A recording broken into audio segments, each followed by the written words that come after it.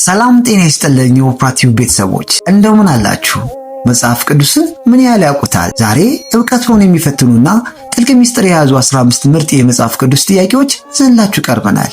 ለእያንዳንዱ ጥያቄ 5 ሰከንድ ሰጣችኋለሁ። ስንቱን በትክክል እንደሚመልሱ ያስቡ። እስከ መጨረሻው አብራችሁን ቆዩ።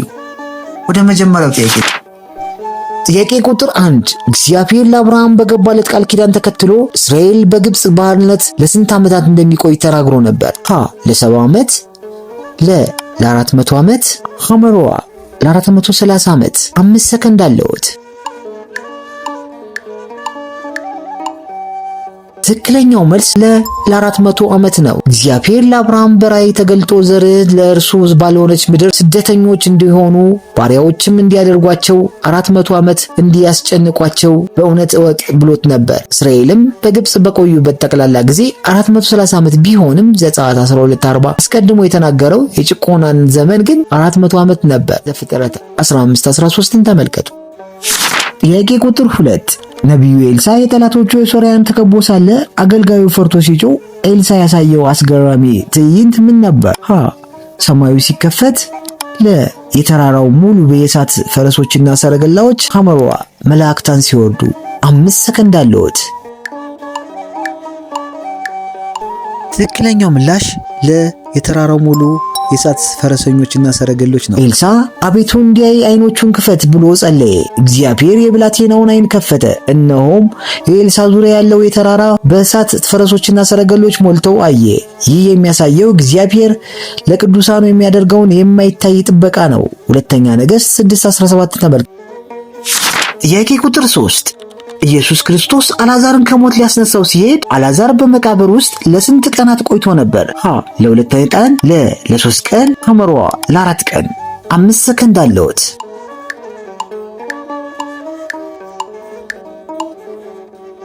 ትክክለኛ ምላሽ ሐመሮዋ ለ4 ቀን ነው። ጌታችን መቃብሩ እንዲከፈት ሲያዝ ማርታ ጌታ ሆይ ከሞተ 4 ቀን ሆኖታል፣ አሁን ይሸታል ብላ ነበር። ጌታ ግን በ4 ቀን የገማውን በድን አስነስቶ ስልጣነ መለኮቱን አሳይቷል። ዮሐንስ 11:39ን ተመልከቱ። ጥያቄ ቁጥር 4 በብሉይ ኪዳን ታሪክ ውስጥ እጅግ ባለጠጋ የነበረው ንጉሥ ሰለሞን በየዓመቱ የሚያገኘው የወርቅ መጠን ስንት ነበር? ሀ 100 መክሊት፣ ለ666 መክሊት፣ ሐመሮዋ 1000 መክሊት። 5 ሰከንድ አለዎት።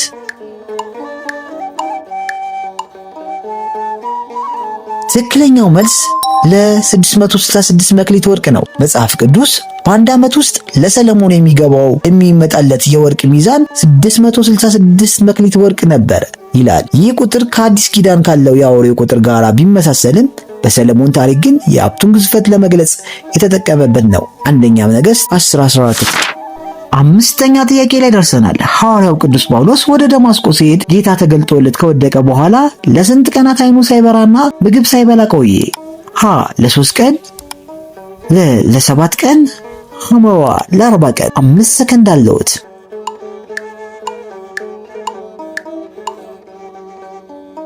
ትክክለኛው ምላሽ ሀ ለ3 ቀን ነው።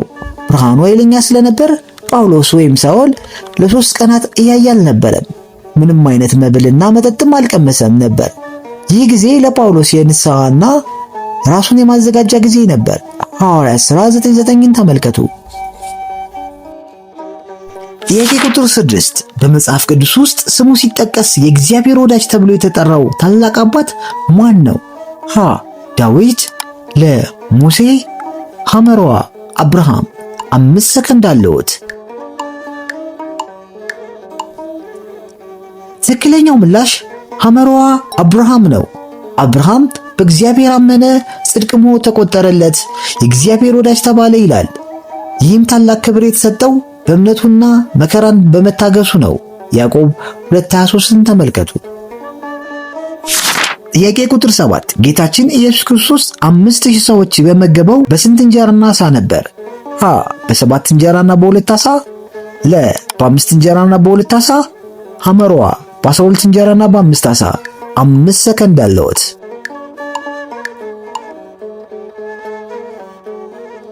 ትክክለኛው ምላሽ በ5 እንጀራና በ2 ዓሣ ነው። ይህ ታምር ጌታ ፈጣሪ መሆኑንና በትንሽ ነገር ብዙዎችን ማርካት እንደሚችል ያሳየበት ድንቅ ሥራው ነው። የተትረፈረፈውም ቁራሽ 12 መሶብ ሙሉ ነበር። ማቴዎስ 14:17 ጥያቄ ቁጥር 8 ነብዩ ሙሴ በሲና ተራራ ላይ ከእግዚአብሔር ጋር ለስንት ቀን ቆየ? ለ7 ቀን፣ ለ12 ቀን፣ ለ40 ቀንና ለ40 ሌሊት። 5 ሰከንድ አለዎት። ትክክለኛው ምላሽ ለ40 ቀንና ለ40 ሌሊት ነው። ሙሴ በዛ ጊዜ ውስጥ ምግብና ውሃ ሳይቀምስ በጾም በጸሎት ከእግዚአብሔር ጋር ነበር። በዚያ ጊዜ ነው ሁለቱን ጽላት ወይም 10ቱ ትእዛዛትን የተቀበለው። ዘጸአት 24:18ን ተመልከቱ። ጥያቄ ቁጥር 9 በመጽሐፍ ቅዱስ ውስጥ ለመጀመሪያ ጊዜ ነቢይ ተብሎ የተጠራው ሰው ማን ነው? ሙሴ፣ አብርሃም፣ ኖህ። 5 ሰከንድ አለዎት።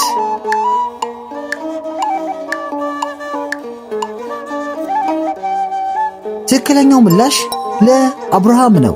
እግዚአብሔር ለአቤሜሌክ በሕልም ተገልጦ ስለ አብርሃም ሲናገር እርሱ ነቢይ ነውና ስላንተ ይጸልይልሃል ብሎታል። በብሉይ ኪዳን በግልጽ ነቢይ ተብሎ የተጠራው የመጀመሪያ ሰው አብርሃም ነው። ዘፍጥረት 27ን ተመልከቱ። 10ኛ ጥያቄ ላይ ደርሰናል። መጽሐፍ ቅዱስ ውስጥ የጥበብ መጀመሪያ ተብሎ የተገለጸው ምንድን ነው? መጽሐፍን ማንበብ፣ እግዚአብሔርን መፍራት፣ በትምህርት መትጋት። 5 ሰከንድ አለዎት።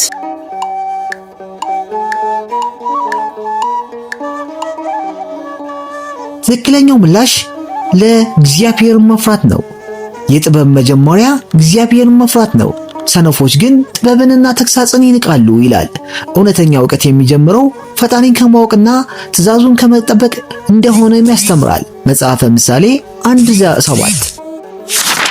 ጥያቄ ቁጥር 11 የኢየሱስ ክርስቶስ ደቀ መዛሙርት ለመጀመሪያ ጊዜ ክርስቲያን ተብለው የተጠሩት የት ነው? በኢየሩሳሌም፣ በአንጾኪያ፣ በሮሜ። 5 ሰከንድ አለዎት።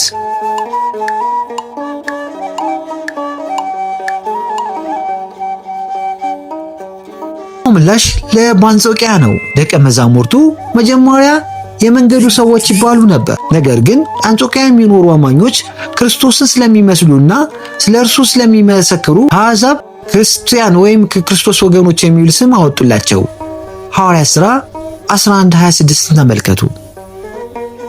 ጌታችን መድኃኒታችን ኢየሱስ ክርስቶስ በደብረ ዘይት ተራራ ላይ ሳለ ስለ ዓለም መጨረሻ ሲያስተምር ያንን ቀን ማን እንደሚያሳውቀው ተናገረ። መላእክታን፣ ወልድ፣ አብ ብቻ። 5 ሰከንድ አለዎት።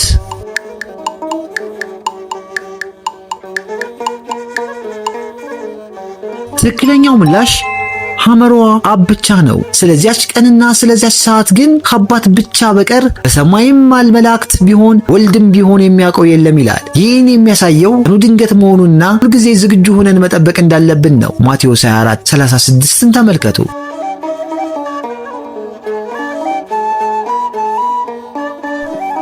ጥያቄ ቁጥር 13 በመጽሐፍ ቅዱስ ውስጥ ታናሹ መጽሐፍ ወይም አጭሩ ተብሎ የሚታወቀው የትኛው ነው?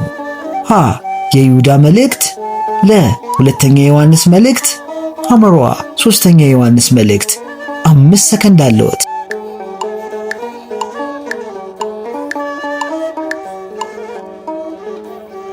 ትክክለኛው መልስ ሶስተኛ ዮሐንስ መልእክት ነው። ይህ መጽሐፍ አንድ ምዕራፍና ጥቂት ቁጥሮች ብቻ ያሉት ሲሆን በመጽሐፍ ቅዱስ ውስጥ ካሉት መጽሐፍት ሁሉ በቃላት ብዛት አጭሩ እርሱ ነው። ጥያቄ ቁጥር 14 ታላቁ ነቢይ ኤልያስ ወደ ሰማይ በሰረገላ ሲያርግ ለደቀ መዝሙሩ ለኤልሳ ምን ትቶለት ሄደ? መጽሐፉን፣ መጎናጸፊያውን፣ በትሩን። 5 ሰከንድ አለዎት።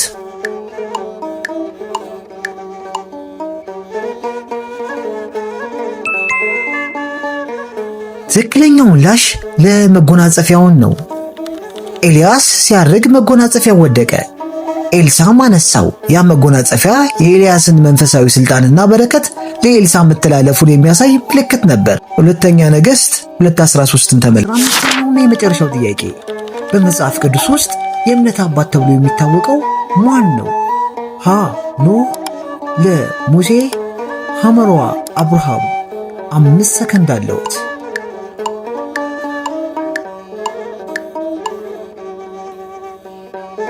ትክክለኛው ምላሽ ሐመሯ አብርሃም ነው። አብርሃም ገና ሳይገረዝ በእምነት ስለጸደቀ ለሚያምኑት ሁሉ አባት እንዲሆን ተመረጠ። በእግዚአብሔር ላይ ያለው ፍጹም መታመን ለሁላችንም አርአያ ነው። ሮሜ 4:11-12 ተመልከቱ። ለዛሬ ያዘጋጀንላችሁ 15 ጥያቄዎች እነዚህን ይመስሉ ነበር። ከነዚህ ውስጥ ስንቱን በትክክል መለሳችሁ? ውጤታችሁን አሁኑኑ ኮሜንት ላይ አስፍሩ። ቪዲዮውን ከወደዳችሁት ላይክ በማድረግ ሌሎች እንዲደርስ አድርጉ። ለቀጣይ መንፈሳዊ ጥያቄዎች ደግሞ ሰብስክራይብ በማድረግ እንዳትረሱ። ሰላም እግዚአብሔር ለሁላችሁም ጋር ይሁን። ቸር